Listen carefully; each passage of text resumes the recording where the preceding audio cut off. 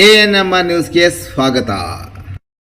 ಚಿಂತಾಮಣಿಯ ಪ್ರಕೃತಿಯ ಮಡಿಲಲ್ಲಿ ಜಾಗತಿಕ ದೃಷ್ಟಿಕೋನದಿಂದ ಮಕ್ಕಳಿಗಾಗಿ ಗುಣಮಟ್ಟದ ಶಿಕ್ಷಣ, ಆತ್ಮವಿಶ್ವಾಸ ಮತ್ತು ಮೌಲ್ಯಗಳನ್ನು ಹೊಂದಿಸಲು ಸ್ಥಾಪನೆಗೊಂಡಿರುವ ಅತ್ಯಾಧುನಿಕ ವಿನ್ಯಾಸಮಯ ಶಾಲೆ ಶಾಕ್ಯ ಗ್ಲೋಬಲ್ ಅಕಾಡೆಮಿ. ಅಂತಾರಾಷ್ಟ್ರೀಯ ಮಟ್ಟದ ಪಠ್ಯಕ್ರಮ, ಸ್ಮಾರ್ಟ್ ಕ್ಲಾಸ್ ರೂಮ್ಗಳು, ಅನುಭವ ಸಂಪನ್ನ ಶಿಕ್ಷಕರು ಮತ್ತು ಆಧುನಿಕ ಕಲಿಕಾ ವಿಧಾನಗಳು. ಪ್ರತಿಯೊಂದು ಮಗು ವಿಭಿನ್ನ. ಆ ವಿಭಿನ್ನತೆಯನ್ನು ಗೌರವಿಸದೆ ನಮ್ಮ ಶಾಲೆಯ ನಿಜವಾದ ಅರ್ಥಪೂರ್ಣ ಶಿಕ್ಷಣ, ವಿದ್ಯಾರ್ಥಿಗಳ ಚಿಂತನೆ, ಸಂಶೋಧನೆ ಮತ್ತು ಸಂವಹನ ಕೌಶಲ್ಯಗಳಿಗೆ ಪ್ರೋತ್ಸಾಹ.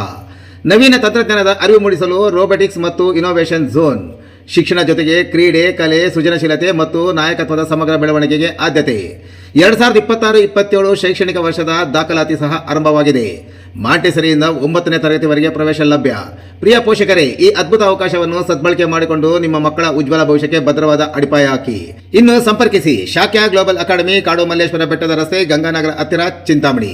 ಮೊಬೈಲ್ ಸಂಖ್ಯೆ 97404916 ಮತ್ತು 7795845995.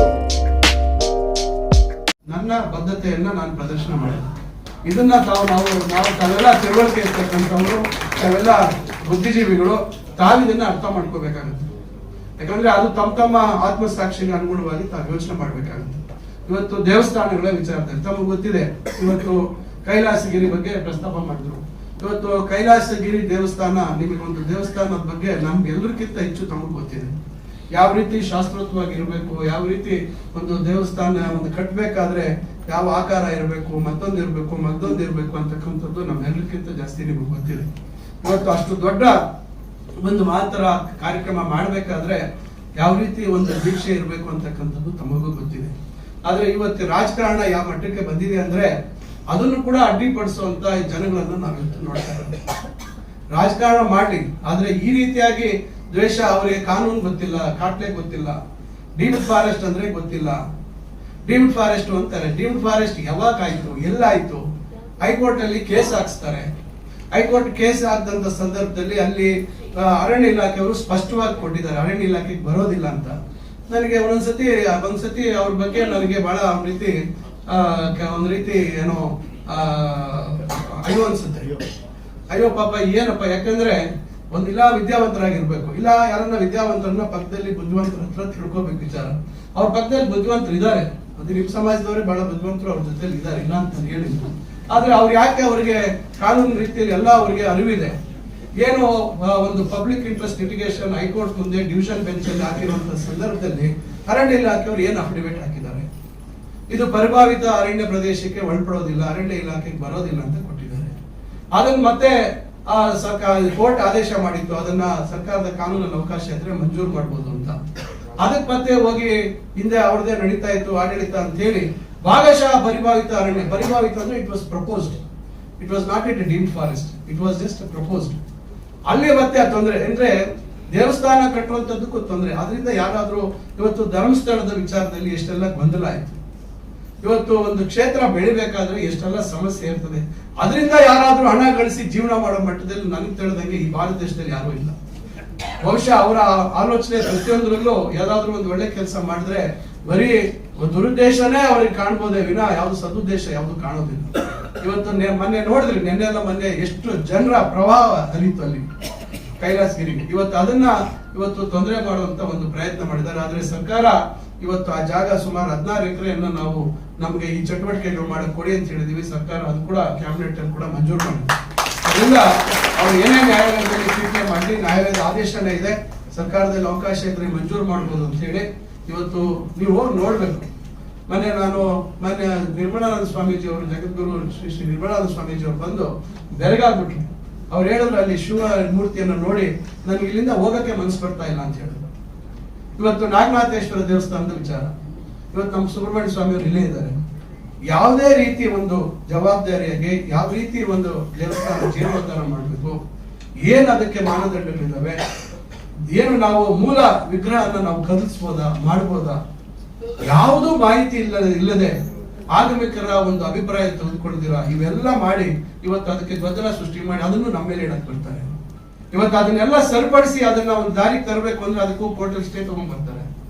ಈ ರೀತಿ ಪ್ರತಿಯೊಂದರಲ್ಲೂ ಇವತ್ತು ಕಿಟ್ಲೆ ಮಾಡುವಂತದ್ದು.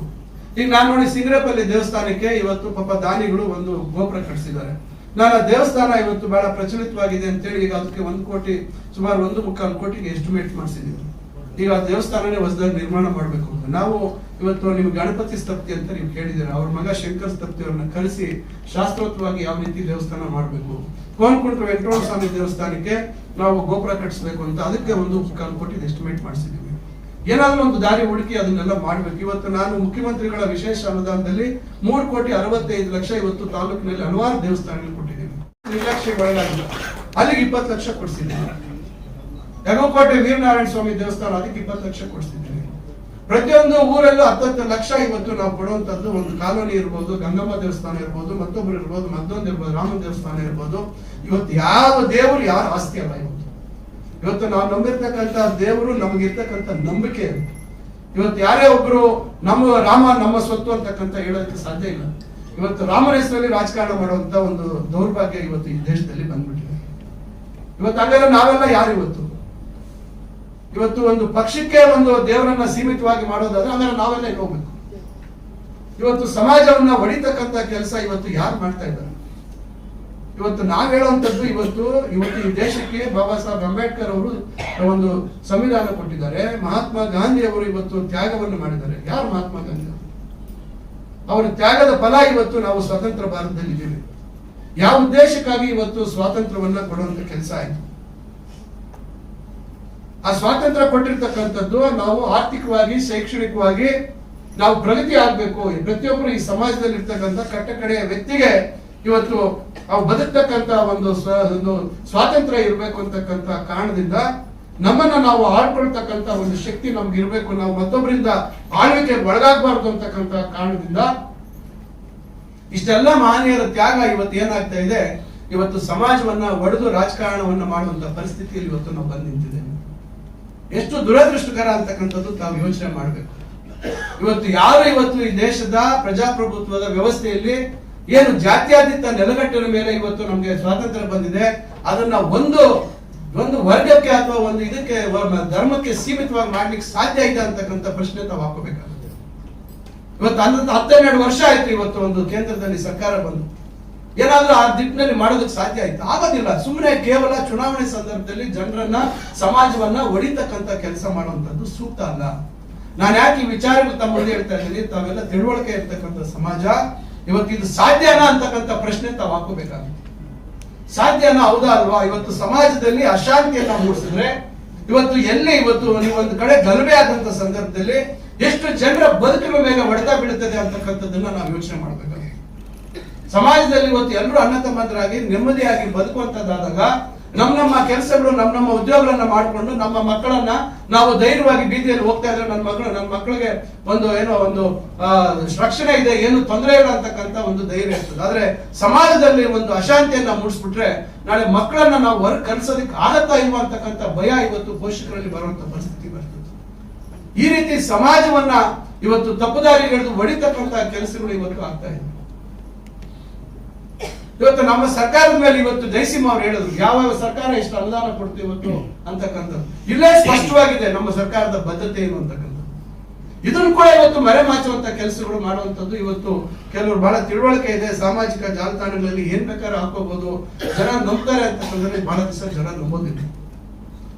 ಇವತ್ತು ಕಾಲಚಕ್ರ ತಿರುಗ್ತಾ ಇರ್ತದೆ, ಯಾವತ್ತು ಒಂದೇ ರೀತಿ ಇವತ್ತು ಕಾಲಚಕ್ರ ಇರೋದಿಲ್ಲ. ಅದರಿಂದ ನಾನು ತಮ್ಗೆಲ್ಲ ಹೇಳ್ತಕ್ಕಂಥದ್ದು, ದಯವಿಟ್ಟು ನಾವು ಏನು ತಮ್ಮ ಮುಂದೆ ಆಗ್ತಾ ಇರ್ತಕ್ಕಂಥ ಬದಲಾವಣೆಗಳು, ಇವತ್ತು ಈ ದೇಶ ಮುಂದೆ ಬರಬೇಕಾದ್ರೆ, ಈ ದೇಶ ಪ್ರಗತಿಯನ್ನ ಸಾಧಿಸಬೇಕಾದ್ರೆ, ನಮ್ಮ ಮಕ್ಕಳ ಭವಿಷ್ಯತ್ತು ರೂಪುಗೊಳ್ಳಬೇಕಾದ್ರೆ ಯಾರು ಏನು ಕಾರ್ಯಕ್ರಮಗಳನ್ನು ಹಾಕೊಳ್ತಾ ಇದ್ದಾರೆ ಅಂತಕ್ಕಂಥದ್ದು ಭವಿಷ್ಯತ್ತು ನಾವು ಯೋಚನೆ ಮಾಡ್ಬೇಕಾಗುತ್ತೆ.